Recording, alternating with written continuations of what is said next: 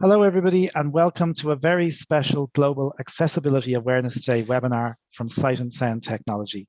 My name is Stuart, and I'm delighted today to host a panel session with some experts in the area of accessibility and digital inclusion to talk all things global accessibility themed, I suppose.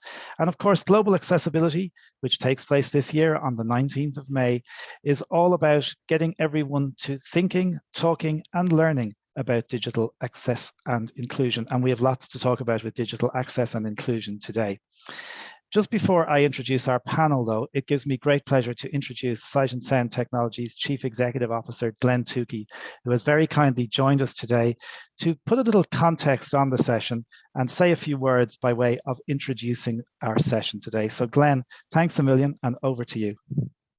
Yeah, thank you very much, Stuart, and thank you, Pete, Michael, Josh, for coming along and being with us today. Stuart will introduce you to the listeners and watchers and viewers a little bit later. But for me, having lived, I think, into my fifth decade through the digital transformation, this journey of accessibility has been fascinating, if not sometimes frustrating, often frustrating, and to some extent perhaps still is. And I'm very much hoping today that we'll, maybe we'll harp back and look backwards to the way things were and celebrate how far we've moved. But I think we'll also accept and express how much further we still have to go when it comes to the famous word that we use now, leveling up. And when I looked at some of the stats from the Global Accessibility Foundation site and saw that 98.1% of websites have a mistake on them from an accessibility point of view, 60 errors on your average homepage, it shows just how far there is to go.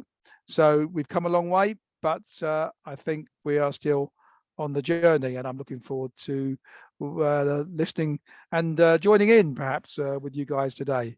And thanks for coming along.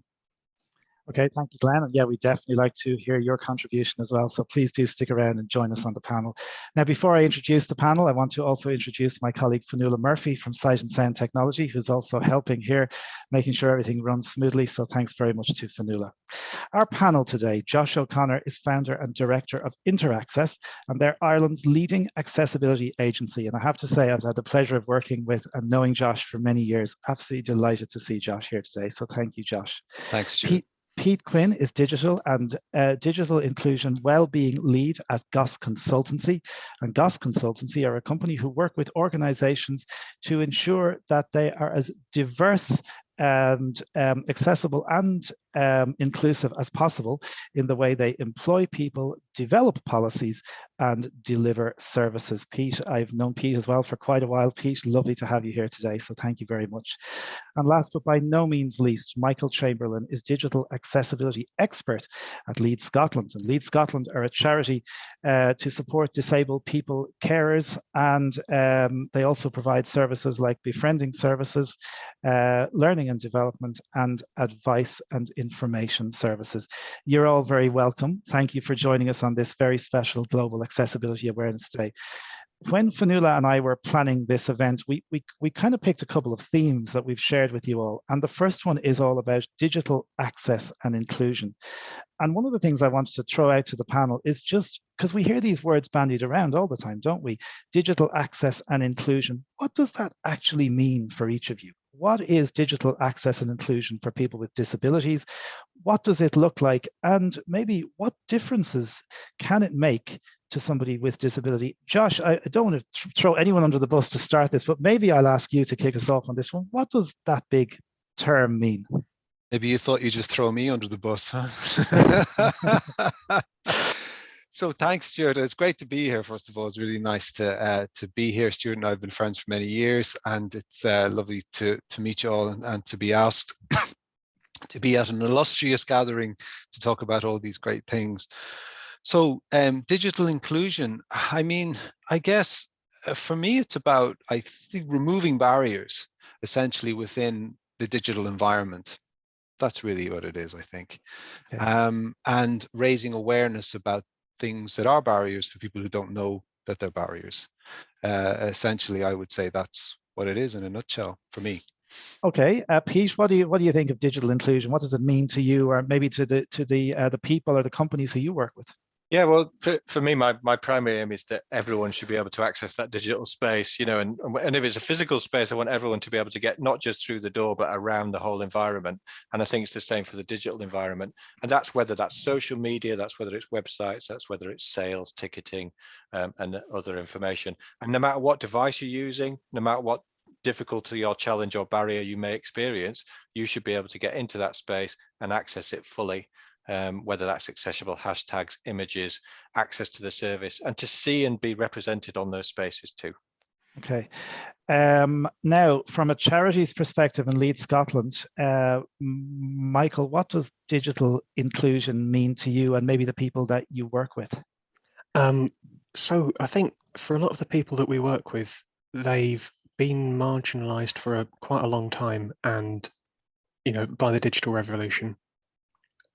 It has in many ways improved things for disabled people, for some disabled people, but in many other ways for people who didn't have the digital skills to begin with, it really has, widened gaps. Digital inclusion, digital access is really looking at leveling up, as it were, and putting everyone on an equal playing field in a digital sense, so that people can access the things that they want to do. People can use platforms and have sort of a comparable experience on any platform, on any website, using any service. It's interesting, isn't it, when so very much the conversation focuses around people with disabilities, and my mind immediately spins to my 89-year-old mother, who's not disabled in any way, but actually is excluded from the digital environment, because the on-ramp for someone like her, who did not grow up with the internet and mobile phone technology, etc., is still too great for her. And therefore, very many of the tools that put in place require a level of perhaps familiarity with the digital world, which isn't there for people of 80, 90 or plus. So it's not just about disability. That's right. And it's interesting, Glenn, that you mentioned your mammy or your mammy, like, because we had an experience where Granddad lost his wallet and his phone in Spain, and we had to try and get all of this sorted out over the phone while he was over there. And Nana was talking to a nice lady on the phone and was trying to get her to give a password for some account which she hadn't any clue what it was. And the nice lady on the phone was going, Echo Delta Charlie Alpha Foxtrot, right? And Nana was going, what with the what now? It's and so we get caught up, my point, right? We get caught up in this accessibility bubble in a way of digital this, digital that. Whereas I think Michael's making the point, you're making about that there's a whole load of other things behind the scenes and under the surface, which is way, way off even the potential of what some of these things are. So yeah, that's also very sobering to think of those things, right? And if you look at what WCAG, the accessibility guidelines, is after, it's quite clear. It's not just about disabled people, really. It's about the language. It's about the route finding, so that everyone can find their way through that site. So I absolutely agree. And I think if you can get that focused, perhaps that if it's accessible to disabled people, to the best extent you can, everyone benefits. No one is disadvantaged by that. And I think that is a point that we need to keep continually reinforcing, not this kind of ramp mentality in that digital area, but actually this making these incremental positive steps benefits everyone and disadvantages no one. Okay, now I'm very interested. There's already some great things coming out of this, but I'd like you guys, if you can, to reflect for a moment now, because I want to go back, maybe let's say by 10 years, and to think about what did digital accessibility look like 10 years ago? What strives, what has happened in the last 10 years do you guys think that have been monumental in shifting change, getting us to where we are now? And if I could ask you, and maybe we might come back to this at the very end of the session, to think a little bit about 2032 and where we might be. And we're talking about maybe new technologies, new and emerging technologies. There's all sorts of stuff coming with AI, what digital accessibility might look like. But let's, Pete, could you cast your mind back first to 2012 and what was it all like back then? Well, if I've brushed the cobwebs off, Stuart, then I can do that. So I was back then working at the University of Oxford, which has been in existence for about 1,000 years. And we'd just made some really amazing progress in the area of assessment. So assessment for examinations. And to begin with, there was a bit of skepticism and a bit of idea about, well, what do you need to use voice recognition software or screen reading software in an exams environment? But actually we made the case, and there you had to prove to the academics what the benefits were. And I knew that JAWS and Dragon and those kind of products had really come on at that point. If you'd have talked to anyone about Dragon, perhaps, a voice recognition software, and obviously for the benefit of everyone, there are other voice recognition providers out there, but Dragon, I knew worked then when a Sri Lankan doctoral student in engineering with a German accent was able to produce his thesis using Dragon technology. It was remarkable. And I can think further back to where people would get provided with Dragon, work with it for about 2 weeks and then throw it out the window because it was frustration. So that was remarkable. And using those kind of examples, we could then get mainstream of disability adjustments for the quintessential Oxford 3-hour examination, and that was amazing. And then people were asking how we did it, and all we did it was we demonstrated that it actually added value. It actually made the very stressful exam environment for many students anyway. Then layer on top of that, visual impairment or dyspraxia or some other kind of label, which was another area of disadvantage, and you were off, and it worked. But the key point there, Stuart, was it wasn't just a case of okay, and now it's all fine. It was we had to work through all those little ramifications of privacy and data protection and, God forbid, cheating, because obviously anyone who has a disability immediately wants to cheat, don't they? That's what we have to defend and protect against. But we were able to kind of meet all those criteria, and so many more students then, as a result, had a better experience. Okay, I'm going to come back to Josh in a sec, because I know 10 years ago, Josh and I were working together on all sorts of things, but just Michael, what do you think maybe 10 years ago for the people that you work with, things might have been like? What do you think has been good for them in the last 10 years? So I think over the last 10 years, there obviously have been huge strides across sort of digital platforms to make things incrementally better, substantially better in some cases. 10 years ago, I think a lot of the people that we were working with wouldn't have been digital in many ways. We've been running sessions on accessible cybersecurity for the last 2.5 years, with everyone moving online from the first lockdown. And one of the things that we found is that people who've been getting, sort of care throughout the day because of disabilities have been so far behind in terms of having access to devices, having access to being connected, having access to the skills there, that in terms of accessibility, in sort of that sense, everything has really started from scratch. People haven't had the skills, and they've sort of been having to put in 10 years worth of learning to that. I think, coming back slightly to the point you were asking about, one of the big things that we've seen make a big difference to people is just ease of access and easier to use sites, apps. I think with smartphones and things like that, it has made being online a lot easier for a lot of people because things are more intuitive and they're sort of contained in one place. I'm interested, Michael, in what you were saying there about maybe people who you have been working with who, I guess at the start of COVID, some of these guys were forced overnight to go online when maybe they hadn't done it before, and then trying to be shown how to go online from afar, because obviously you couldn't do any face-to-face support, right? So that adds an extra challenge to the whole thing. Yeah. Josh, can you cast your mind back to 2012? And I know you were doing great things back then. You're still doing great things, by the way. But oh, you silver-tongued devil! What was it like? What was it like in 2012 for you? Well, it was interesting. It's interesting to reflect from a tech perspective, I suppose, and what we were looking at. Because what were we looking at? I mean, you're looking at, telling people about how to structure content, add alternate text descriptions to images. Video was coming. I guess there was more video happening. I suppose that was probably the more of the cutting edge type stuff. And then, I mean, I guess one of the things I suppose that did change was the development of a lot of different frameworks. So from a development perspective, you had, I suppose you had Angular, things like that. Now we have React has hit in a big way. There are tons of other kind of scripting type frameworks that people use to build stuff. And that will be something that has been a big change. And now there's a whole load of developers who don't know what a heading is, for example, anymore.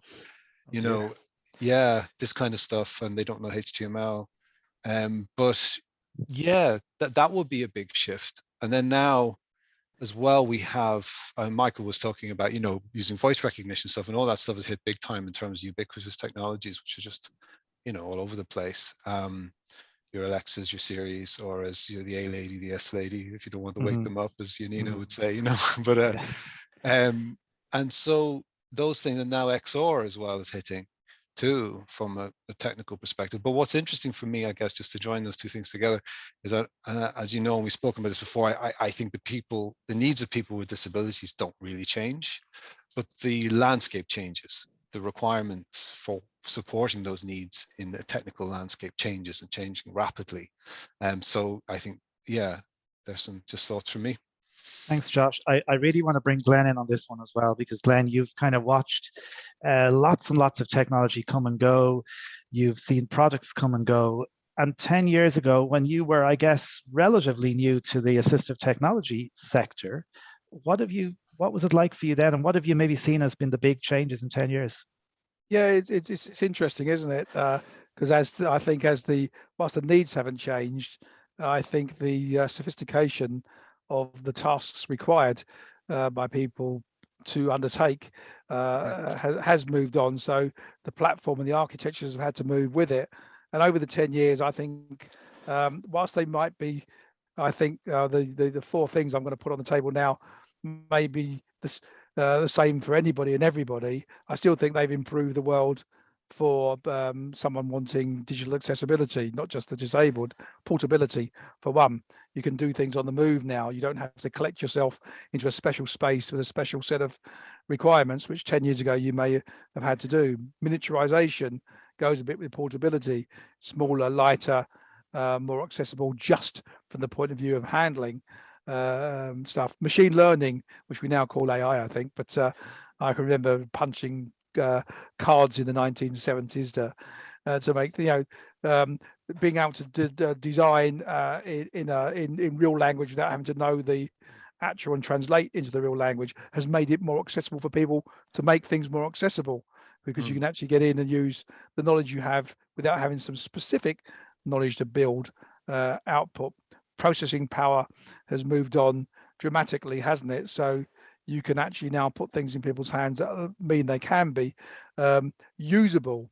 Hey, how, you know, the boot up time for a computer, the connection time to the internet. Well, 10 years ago, perhaps it was, you know, we were in a better land than we were 20 years ago. But can you remember listening to that bing bong as you made the connections? So I think the platform, the architecture and battery life is the other one, which means you can actually still get to things. So I think those are, you know, architectural platform type developments in technology. But I do think that means that you can now get to 2022 and make a more accessible product or output or experience. And what makes me think of that? Well, actually, you said 2032. In 2032, I'll expect all those things, because throughout my life, I've been in technology since I started mending slot machines on Southend Seafront in the 1960s. But which really does age me, doesn't it? But it continues to move on at a pace. Every 5 years, you have to forget everything you knew in technology, because something new has come along and changed it. And the only way you can stick with it is to throw it all away and learn it all again. So I've seen those things move: portability, miniaturization, processing power, battery life, you know, and now AI and machine learning and that type of thing. I think that platform has moved on fantastically in 10 years, to the point where you take some of this stuff for granted now, that what's presented to you in front of your face on a screen is because you've been there once before, sometime in the past. It thinks that's important to you, so it gives it to you.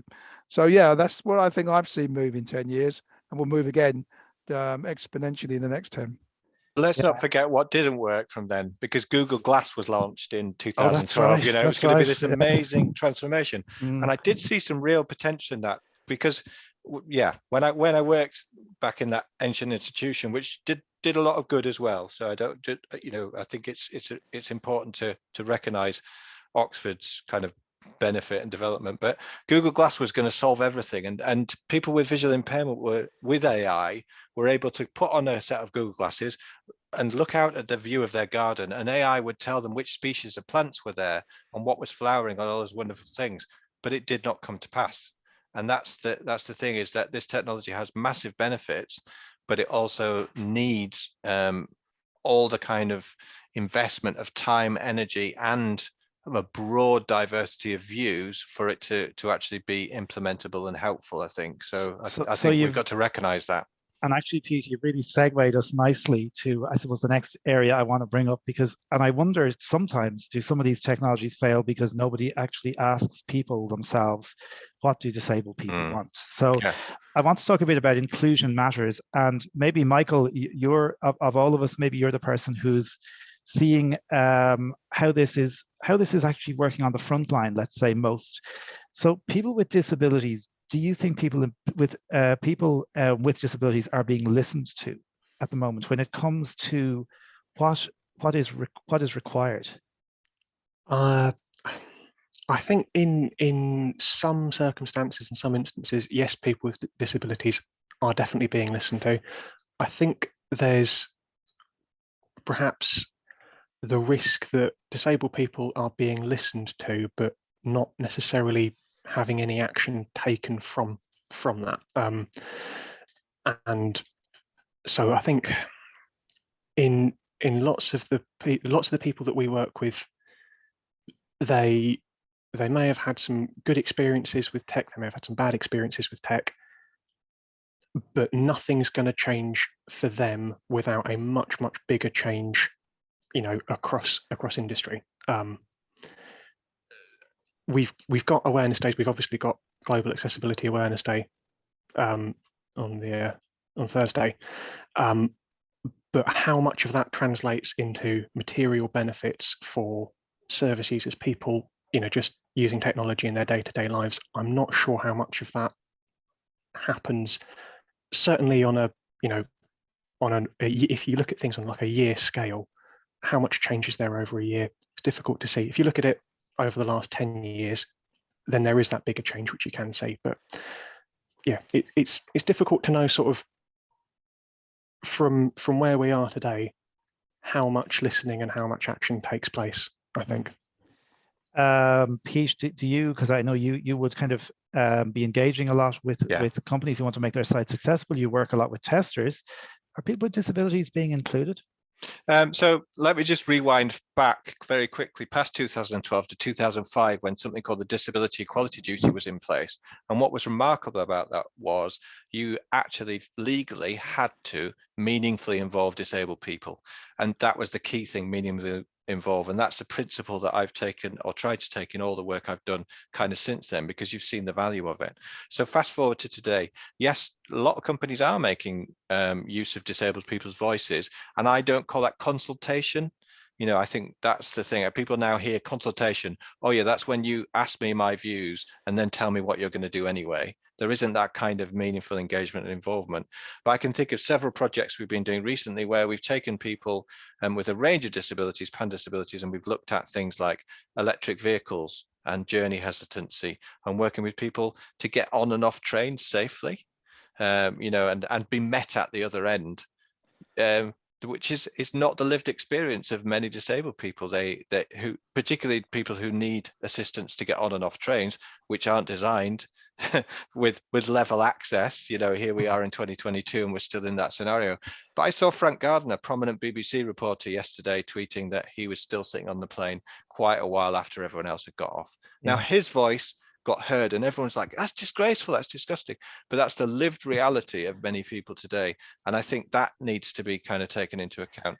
Looking forward to AI and all its ramifications, and I'm living it now. You know, when I'm making an application for a bank loan or any of those things, AI is involved there. But when you're coding with AI and you get a mistake or a hitch, and it's been done by machine learning, the machine learning doesn't know what's gone wrong. You know, you can't find out the root of these. But so I think very practical problems like getting on and off a train, we've been doing a lot of work with, and people do want to listen, but the wider systemic kind of ignorance around that does impact on that. But maybe we'll talk in a little bit about when you can tell it's genuine and authentic, Yeah, which absolutely. I think is really a key thing. I do want to come to that in a sec, because I think it's interesting to hear your views on that. Josh, you've been working with people with disabilities for a long time. You've been engaging in lots of consultative processes and user testing. Do you think people are actually being listened to? I think so. I mean, I'd be more, not utopian is the wrong word, but I'd be more positive about it. And I think there's better engagement. I think it's incremental. I mean, the answer to the question, is the glass half full or half empty, is that it's actually both. So I suppose your disposition is which do you prefer to look at.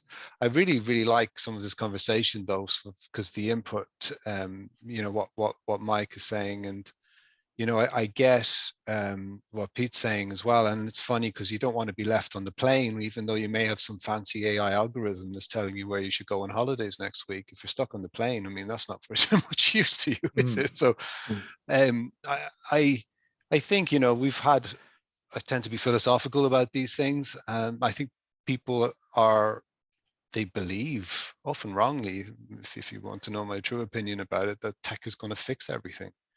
I just don't think it will. You know, I think that there are certain things that are better, but it's a long road. And yeah, so. Okay. Just one thing I'd point out though is about built-in. So back in 2012, everything was add-ons, but if you think about it now, lots of things are built in. You know, so Microsoft and all the other providers and iPhones, etc., have kind of built-in accessible features. Which... Yeah. That's a good, yeah. I think on that, I think on that it comes back. It's come up a couple of times. I wanted to talk about it a little bit. I may as well do it now. Usability has been a massive thing, essentially, and it was at one stage. Like, I mean, if someone had said, if Stuart had come to me, like when we were going to lunch one day and said, someday I'm going to use a piece of glass with a button on it, and I'm going to be able to go all over the world and talk to my friends and, you know, access the web, I would have said, you're absolutely mad. No way. Go back and have another jazz fag and forget about it, right? So it was like, I mean, but then here we are. And as you say, embedded within it is all of this cool stuff. And so that's just amazing to me. And that came from industry. And it also showed that Apple aren't a bunch of hippies. One stage they might have been, but they're not now. And there's hard-nosed cash money in this too.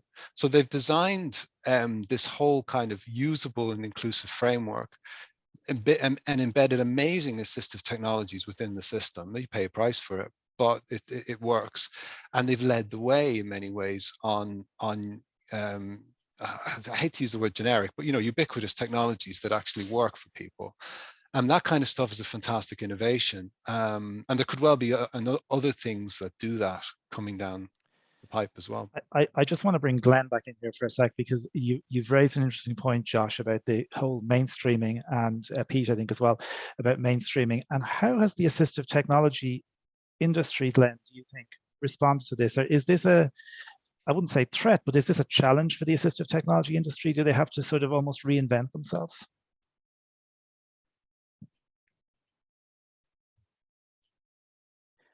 Or do we have Glenn? Yeah, you're on mute, Glenn. Sorry, I'm now unmuted. Someone had to do it, and it had to be me.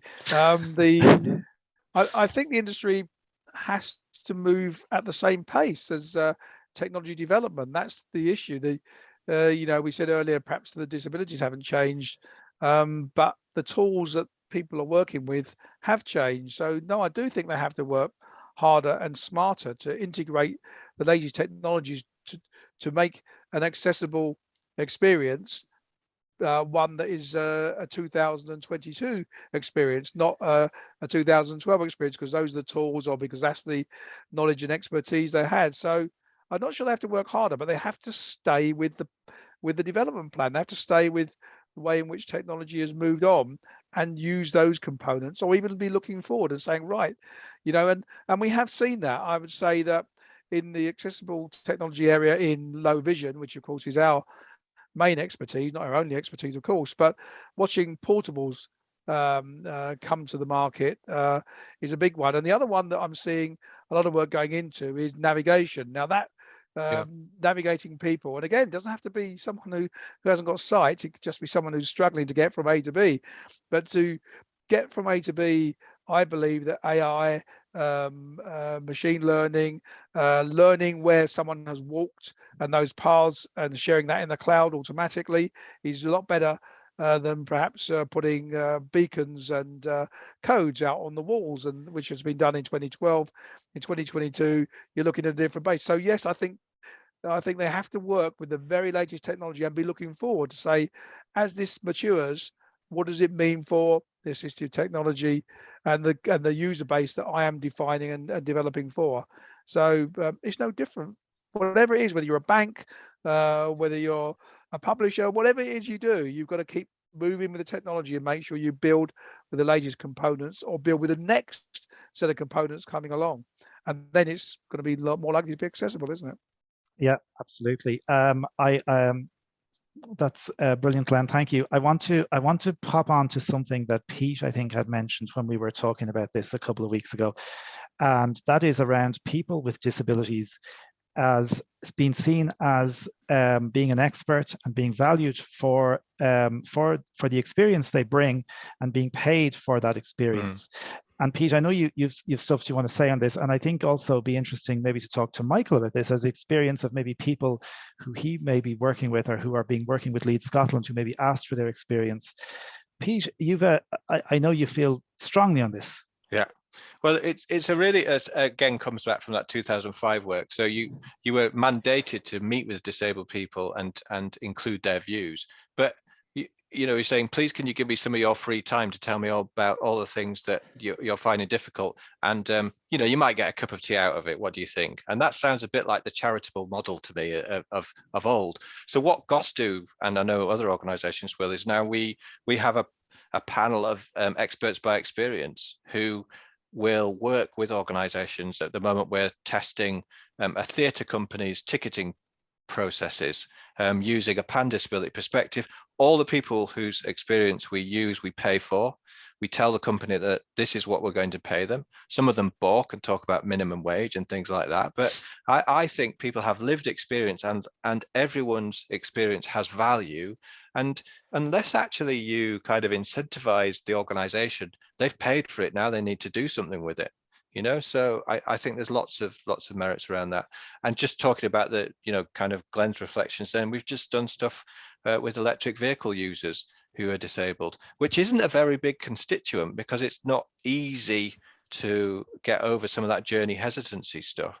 But it's really important to get that lived experience, and it brings a lot of insight which benefits everybody. So whether it's an elderly population or whether it's a younger generation, those insights and those experiences are very valuable and make a lot of difference. And, you know, Josh was talking about money and business and kind of accessing cash from consumers.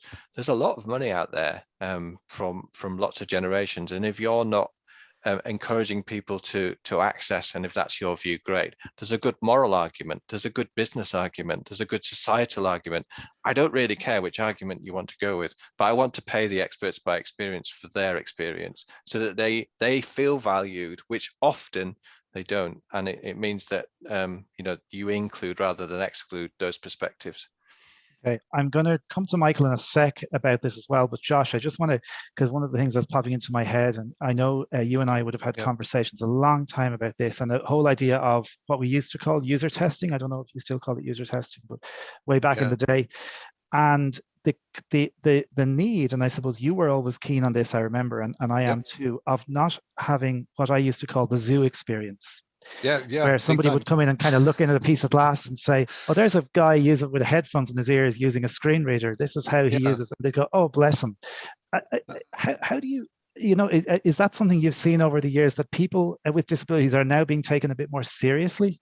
Yeah, I think so too. And this is a really interesting thread for me. It's close to my heart too. I think it's really critical that people with disabilities are brought into these processes and that they're valued and that they're paid well and that they're treated as full stack citizens in the whole thing and not just exploited for a cheap cup of tea because someone needs to tick a box somewhere, right? Because this is the kind of crack that often kind of went on. So we certainly, and it was Mark, you know, when we worked with Mark McGuinness, and you know, we started the lab, and we were working with people with disabilities for, you know, 10 years, doing to some degree the zoo experience, you could say, but there was the guy with the big zebra head, which was me, and then there was somebody with the screen reader there.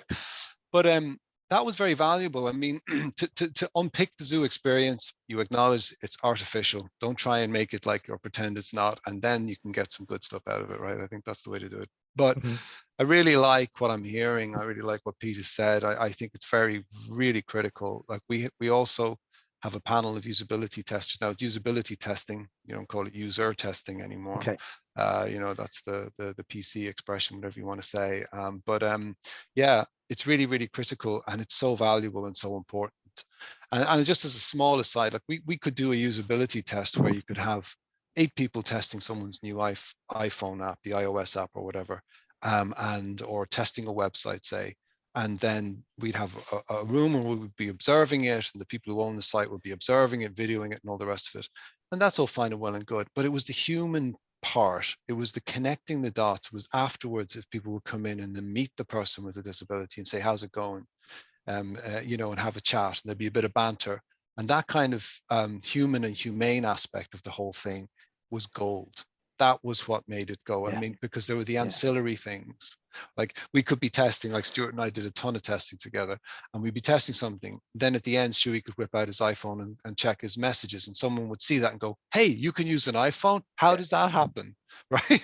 And then there'd be a whole other conversation. So there's a halo effect from the whole thing, shall we say, right? About but anyway, this I don't want to dominate here, but this thing about valuing people's lived experience, including people with disabilities in the process. And also in InterAccess, we have people with disabilities doing accessibility testing. So, you know, bringing people with disabilities to do testing to see if something's accessible, have accessible tools that do that. All of this is really important to me, you know. Yeah. Thanks, Josh. I want to go to Michael on this one as well, because Michael, I presume requests maybe come through Lead Scotland. Maybe some of the service users you work with are involved in this kind of thing. What's the experience like from the service user end?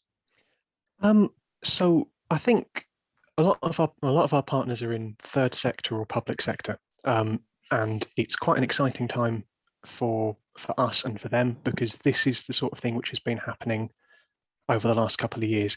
There is definitely an appetite for this to have been happening across the board for ages, but third sector, public sector, the big problem is cash and then time. You know, you've got to have the money, you've got to have the time to do it, and it's difficult for that to happen. But there seems to have been a bit of a sort of a change in priorities, and it is becoming more prioritized. We've just sort of concluded our first paid lived experience project about right to learn. And we've been talking to 6 disabled people who've been doing adult learning, community adult learning. And it's been quite a long process. So it's been really involved. I think it's 40 hours over sort of numerous weeks. And it's been run by Rebecca Scarlett, our sort of senior policy officer. It's been really, really interesting. I think we're still waiting for, I'm still waiting to hear like the final sort of piece of it, but there's been a lot of really interesting stuff to make a community-based adult learning strategy for across Scotland, which has come out of taking people's lived experience and sort of building a strategy around that. Quite often in third and public sector, you can get your strategy coming down from the top based on, you know, people's knowledge of experience and lived experience, and there's sometimes the potential for quite a big disconnect between well-meaning, sometimes, you know, fairly thoroughly thought out strategies and people on the ground trying to access that. It is important though, and I think this is something which Pete and Josh have both said about like the zoo experience, to sort of acknowledge that power dynamic, because there is it is a strange thing where you've got, it can put people in quite a vulnerable position, even if they're very happy to be there. Yeah. Having that sort of experts by experience, I think it leaves you quite open and vulnerable in a way which being expert by sort of study or knowledge doesn't. I mean, obviously it's really... That's really interesting, Michael. Yeah. And sorry, I didn't mean to cut across you. No, it's really interesting point. No, it is interesting. Yeah, totally agree. And one of the things I remember, Josh, one of the things you saying a long time ago to people was, listen, we are not testing you or your skills of using a particular, whatever it is, website or app. We're testing the system that you're being asked to evaluate. And I think it's important that, again, people who are using this stuff understand that. Yeah, and can I comment briefly on that? And Michael, you might find this interesting, is that, I mean, one of my reservations, for example, and we are starting to do it a little bit now in InterAccess, is testing with people with cognitive disabilities or impairments. And I've worked with people with mental health issues, and whatnot, just to cut a story short. But one of my great reservations would, I wouldn't want anyone to do a usability test coming out of it feeling worse about themselves than before they went in, right? Above anything, that would just break every kind of moral or ethical code that I personally have about what we're doing. And I think, Michael, that was a really interesting point about the difference between lived experience and potentially feeling vulnerable versus someone who's learned and studied and acquired experience and expertise through, doing something and studying. There's a gap, and there's a difference. There's definitely a difference. Yeah. Okay. Guys, can I jump in as well, Stuart, just to say sure. that I think, having done an ethics process at the moment, because I'm trying to do some co-produced research, and this is the kind of theme, the co-production, nothing about us without us, which is a long-standing disability term, but actually thinking through the ethical implications of it. And that's why at Goss we have a panel of people who we normalize things with, or work with people who aren't going to be particularly overwhelmed, and or we've normalized the experience. Yes, this will feel weird. Yes, people are suddenly interested in your opinion, but that's okay. And you might feel a bit, and how you doing, and follow through. So we don't just send out people with clipboards and just expect results. It's, you've got to build relationships with people. And some people will say, I don't want to do this. I don't want to get involved in this. And we say, that's absolutely fine. But can we check back in with you at some point in the future? You know, it's just about relationships and developing those and empowering people, but not freaking them out. Right. Okay. Cool. We have about 15 minutes to go, and in some ways we could talk about this all day. We have about 15 minutes to go, and I want to talk about responsibilities in a sec. But before we do that, Pete, I did want to just spend maybe a couple of minutes chatting about this whole idea of understanding or knowing when somebody is serious or not about accessibility. And I'm talking about companies, I suppose. So I have had experiences, for example, where I have sat in a room with somebody, and I remember one for a particular company a couple of years ago, where I was showing them how their iPhone app at the time was very inaccessible. They had a number of their development team. Everyone was very polite.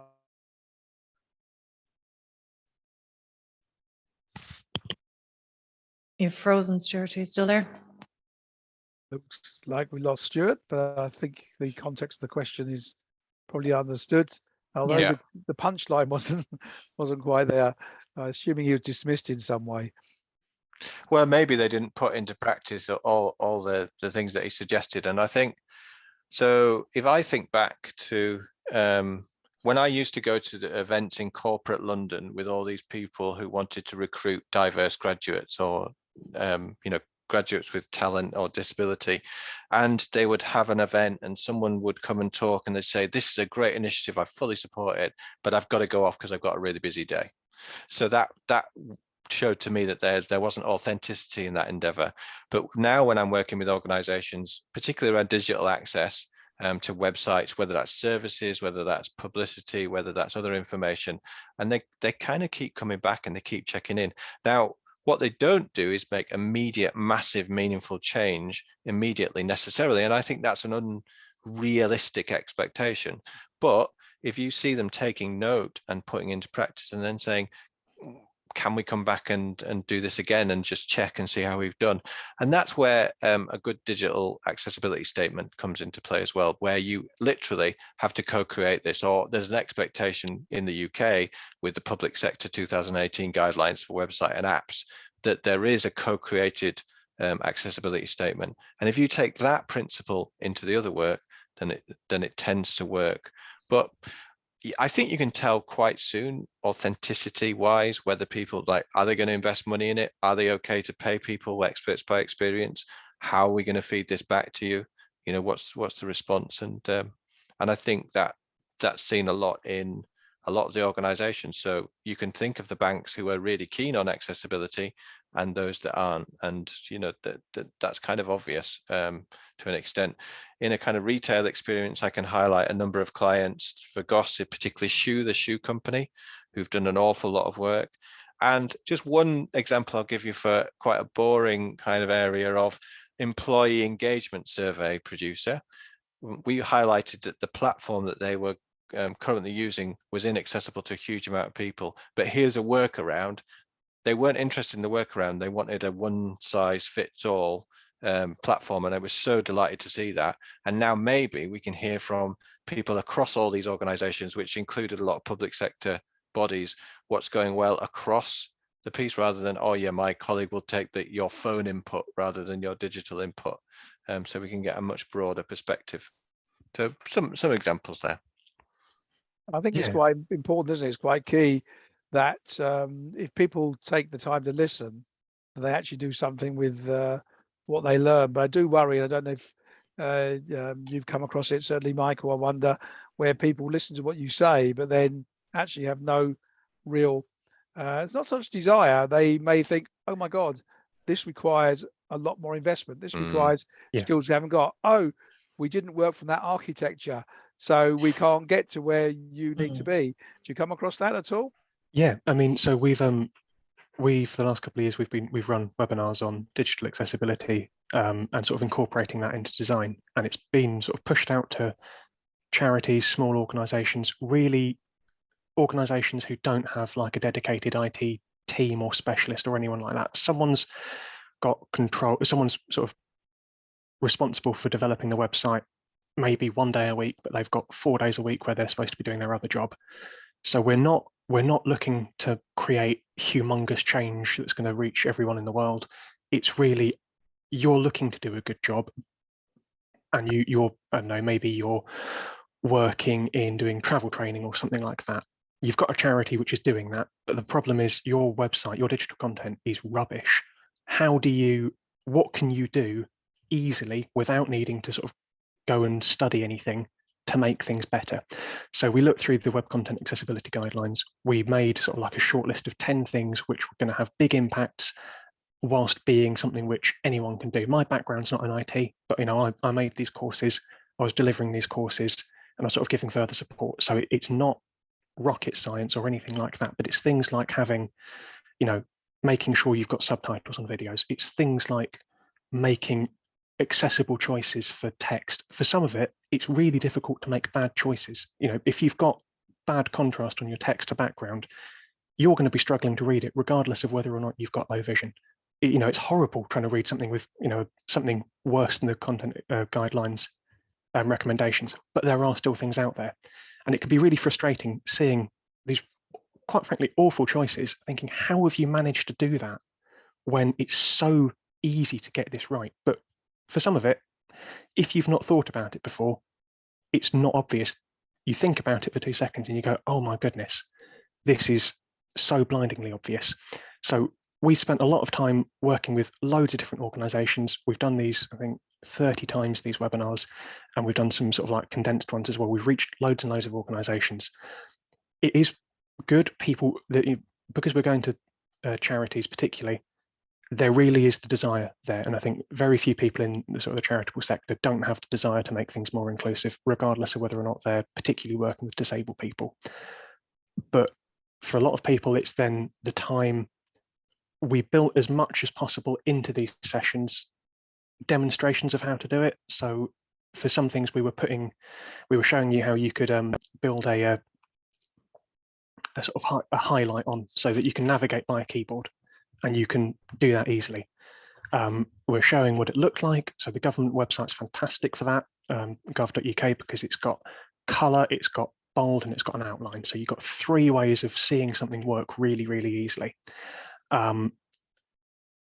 that was fantastic, and sort of that seemed like quite a scary thing. That was probably the most complicated thing that we did. But we were showing you how you could do that in under an hour, and you could sort of take that forward. I don't know whether people were doing that, but things certainly like having more accessible forms, having subtitles on videos, having alt text, things like that, really basic things. There definitely has been a commitment from people to follow up on this.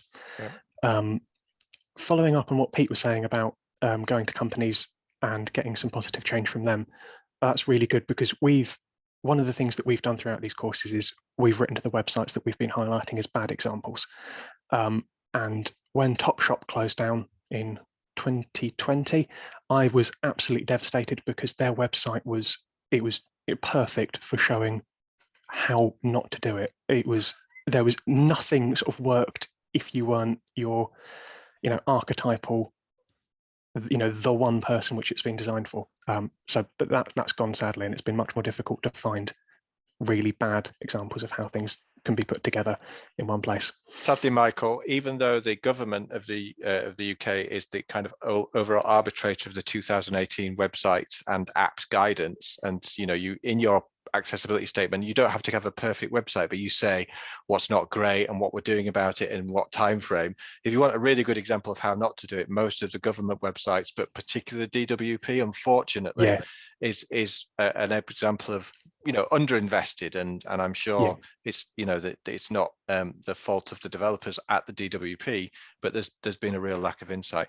I wonder though if Josh is still around, because he was talking about glass half empty, glass half full, and I think in terms of how you feed back to people, there is a glass half full approach you can take, which is we usually highlight what's going well, and even on those examples, Michael, of the stuff that is tragic, there must be some pockets of good practice on there. What do you think, Josh? How do you feed back people to empower them to put into the motions the accessibility wins? Well, I'll tell you, Pete, what I do is I kind of encapsulate it like this. I made a career out of telling people what's wrong, but still making them feel good about it, I hope, at the end, So that's pretty much it. I think it's the humane and the human aspect of the whole thing, really, for me. I mean, that's what it is. Like, you kind of do this stuff because you care a bit, right, about certain things. And I think that makes it easier, and people maybe detect if you're coming from the right place. I don't mean to sound all kind of cosmic about it, but it's a little bit like that, I think, really, in practice. If I could speak briefly, Pete, though, just to what Glenn said earlier, I thought he really hit something as well, with just discussing a little bit too, is this idea of outsourcing accessibility, and then people getting a fright when they suddenly realize, you mean I've got to change? I think that's something that I come across, and we see all the time, where people suddenly realize, oh, I've been maybe doing this bit wrong and doing that bit wrong, and the organization has to move the furniture around, and it freaks them out. And then I think this idea of who's genuine and who's not is a really, really hard question. And we've all got bills to pay and keep the lights on, but at the same time, there are people who we know we work with who are open to hearing what you got to do. And I think one of the interesting things, we're doing a lot of work we're looking at service design type approaches to accessibility right now. So we're looking at how can we bring more design thinking to it? How can we have more, do co-design with our clients? How can we understand where they're coming from more, and develop these kind of pathways? So I think that's a really interesting approach to break down silos and help them along the process where they can change and they know a path for how to do it. So yeah, But I think what I'm hearing though is the 80-20 rule applies here, doesn't it? There is so many things you can do simply. And the other one I also want to pop in before we get to the 60th minute of this one is, so much of it is focused on perhaps sensory impairment, the big obvious ones. But when you get down to cognitive impairments and actually just the way things are written, making them uncluttered and simple, that's often where I see some of the really biggest failures, because you can get the color changes and the text changes. People think they've ticked all those boxes, but when it comes down to cognitive and behavioral and some of those softer disabilities, that's where I think I see some of the more the bigger fails. Yeah, right. Right. Thanks, everybody. I have managed to come back. Isn't it ironic that we're talking about how great digital inclusion is, and I was excluded by my lack of broadband capacity. But guys, thank you for keeping it all going. I wanted to, in the last couple of minutes that we have, and we have about 3, I was going to throw 2 questions out for maybe a little bit of general consideration. And the first one is about accessibility being seen as an add-on. And I think we would have all have experienced in the past where people were doing things because they needed to do it, or it's an add-on, you know, something has been designed and then somebody makes a complaint and says they can't use it. And instead of trying to build from the ground, of course, in the beginning, they try to bolt accessibility on.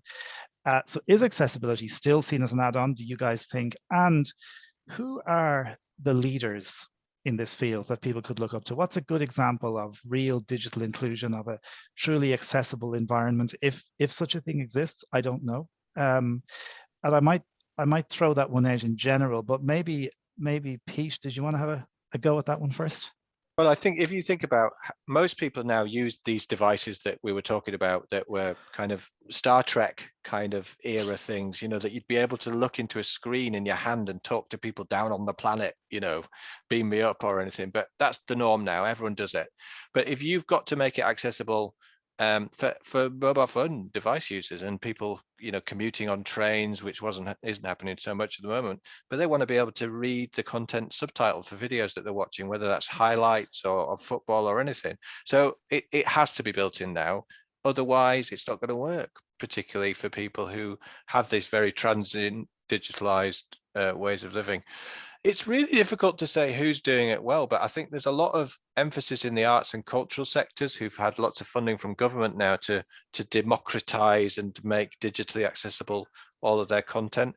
I think Barclays Bank are doing an awful lot in terms of, you know, their inclusive practice and from the people who work in there. I like Shoe as a provider in that they've listened and they've changed and they made differences. But I think it's got to be authentic and it's got to be, you know, it's got to be an ongoing thing. So hopefully we'll see more people moving into this space, but doing it because it's worth doing on so many of those levels that I touched on earlier. But hopefully that's a reasonable answer to you, Stuart, but I'm looking forward to hearing what others have got to dive in with. Thanks, Emil. Pete. Michael, have you any thoughts on this around maybe accessibility as an add-on on anyone that you've seen or that your service users have seen who's doing well at the moment? I mean, for a lot of the stuff that we're doing with our service users, we're looking really at just sort of developing basic digital skills. So we're not using anything which is unlikely to be particularly inaccessible. So I think lots of the basic things that you might be looking to do on a device work pretty well for a wide range of people, and that's fantastic.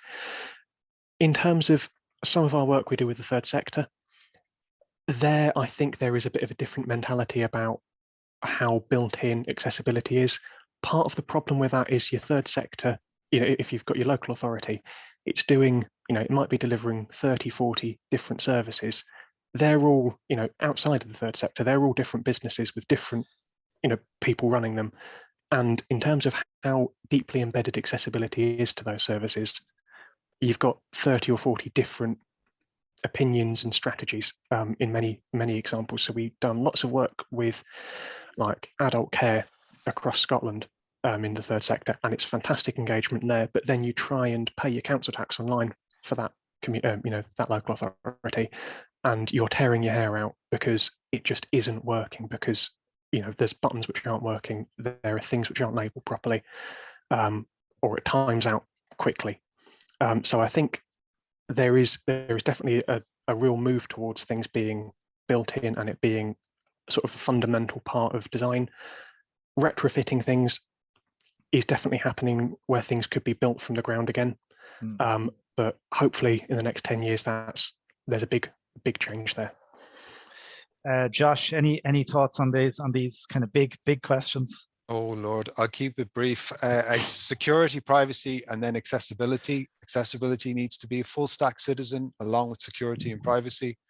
No one, you know, you're not going to push out your code when you know, hey, the credit card thing kind of works, but it may leak some data. Oh, okay, that's good enough, right? So accessibility needs to be there.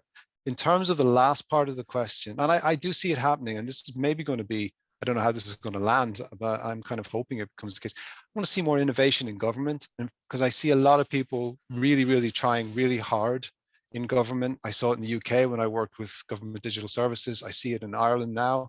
Many people are doing really good work and innovating in the way that they're thinking and providing inclusive public sector services. And, you know, so I'm not going to name any names, but I do see a lot of improvements. So which is great and welcome. So that's it from me. And really nice to meet everybody as well.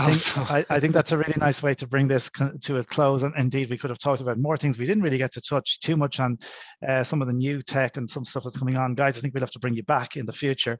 But sincere thanks to our panel, Josh O'Connor, Pete Quinn, and Michael Chamberlain. And of course, to our CEO, Glenn Tuckey, and to my colleague, Fionnuala Murphy, who's been making sure everything runs smoothly. And apologies for the outage on my part as well. We thoroughly enjoyed spending the last hour with you all. We hope it's been an engaging session for everybody. Thank you for watching this presentation.